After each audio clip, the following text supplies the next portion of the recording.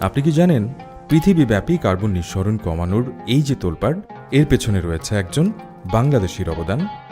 তিনি আর কেউ নন, Nobel peace prize বিজয়ী অধ্যাপক ডক্টর মোহাম্মদ ইউনূস।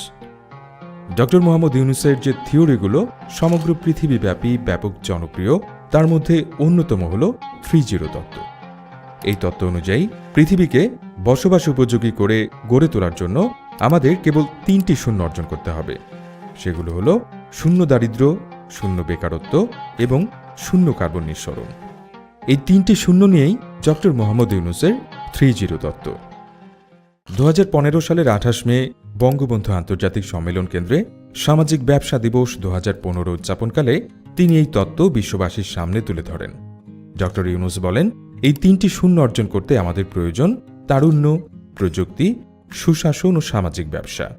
যদি এই 4টির সংমিশ্রণে আমরা 3-0 বাস্তবায়ন করতে পারি, তবেই এই পৃথিবী হবে টেকসই ও সমৃদ্ধশালী। সারা বিশ্ব থেকে আসা সামাজিক ব্যবসার বিশেষজ্ঞদের সামনে টেকসই উন্নয়নের এই তত্ত্ব তুলে ধরে তিনি ব্যাপক প্রশংসিত হন। সম্মেলনে তিনি দেখান কিভাবে প্রতি বছর পৃথিবীর জনসংখ্যা বৃদ্ধি পাচ্ছে। এই মানুষগুলোই এখন পৃথিবীর সম্পদ। আর এই অতিরিক্ত জনসংখ্যাকেই আমাদের তারুণ্যের শক্তিতে রূপান্তরিত করতে হবে। প্রতিনিয়ত ব্যাপক হারে যে বেকারত্বের সংখ্যা বৃদ্ধি পাচ্ছে, তা পৃথিবীর জন্য বড় হুমকি স্বরূপ উল্লেখ করে তিনি দেখান, যদি আমরা এই মানুষগুলোকে, এই তরুণ জনগোষ্ঠীকে সঠিকভাবে পরিচর্যা করতে পারি, তাহলে এদের হাত ধরেই একসময় পৃথিবীতে পরিবর্তন আসবে। আজকের তরুণরাই যে আগামীর ভবিষ্যৎ। ডক্টর ইউনূসের 3-0 তত্ত্ব বিশ্ববাসীকে দেখায় টেকসই পৃথিবী গড়তে তারুণ্য শক্তির কোনো বিকল্প নেই।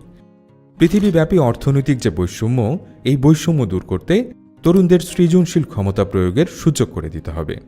কারণ প্রতিটি তরুণ উদ্যোক্তা হওয়ার ক্ষমতা রাখে। আর তারা যখন চাকরির জন্য হতাশ বাদ দিয়ে উদ্যোক্তা হওয়ার জন্য নিজেদের দক্ষতা ও জ্ঞানকে সমৃদ্ধ করবে, তখনই দূর হবে দারিদ্র্য ও বেকারত্ব।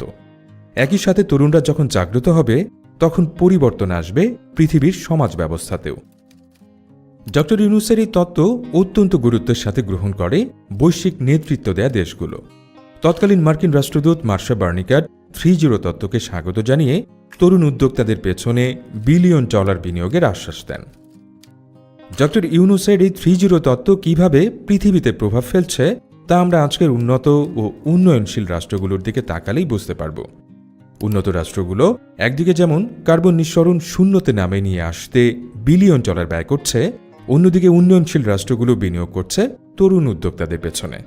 ফলে সেদিনের সম্মেলনে ডক্টর ইউনূসের দেয়া 3-0 তত্ত্ব কেবল শুধু একটি তত্ত্বই নয়, আজকে তা প্রমাণিত বাস্তব।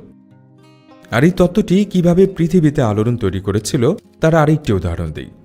এই তত্ত্বের উপর ভিত্তি করে ফ্রান্স 2016 সালে অলিম্পিক গেমস আয়োজনের আবেদন জানায় এবং আন্তর্জাতিক অলিম্পিক কমিটি এই থিমকে স্বাগত জানিয়ে 100 বছর পর ফ্রান্সে 2024 অলিম্পিক আয়োজনের ঘোষণা দেয়।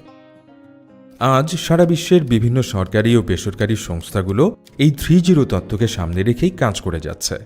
ডক্টর ইউনূস পৃথিবীর সামনে একটি নতুন লক্ষ্য স্থির করে দিয়েছেন। এমন একটি সমাজ ব্যবস্থার লক্ষ্য যেখানে থাকবে শূন্য দারিদ্র্য। পৃথিবীকে করতে হবে দারিদ্র্যের অভিশাপ থেকে মুক্ত। লক্ষ্য এমন একটি পৃথিবীর যেখানে থাকবে না কোনো বেকারত্ব। তরুণদের পেছনে করতে হবে সর্বোচ্চ বিনিয়োগ, যেন প্রতিটি তরুণ একটি সম্পদে পরিণত হতে পারে। তাদেরকে নিজেদের দক্ষতা ও সম্ভাবনাকে তুলে ধরার সুযোগ করে দিতে হবে। সর্বোপরি লক্ষ্য এমন একটি পৃথিবীর যেখানে থাকবে না কোনো কার্বন নিঃসরণ। ফলে বৈশ্বিক জলবায়ু পরিবর্তনের কারণে যে ভয়াবহ হুমকির মুখে দাঁড়িয়ে আমরা, সেখান থেকে রক্ষা পাবে পৃথিবী। আর এর উপর ভিত্তি করেই জাতিসংঘ ঘোষণা করেছে টেকসই উন্নয়ন লক্ষ্যমাত্রা, যা পরিবর্তন নিয়ে আসবে গোটা পৃথিবীর সমাজ ব্যবস্থায়।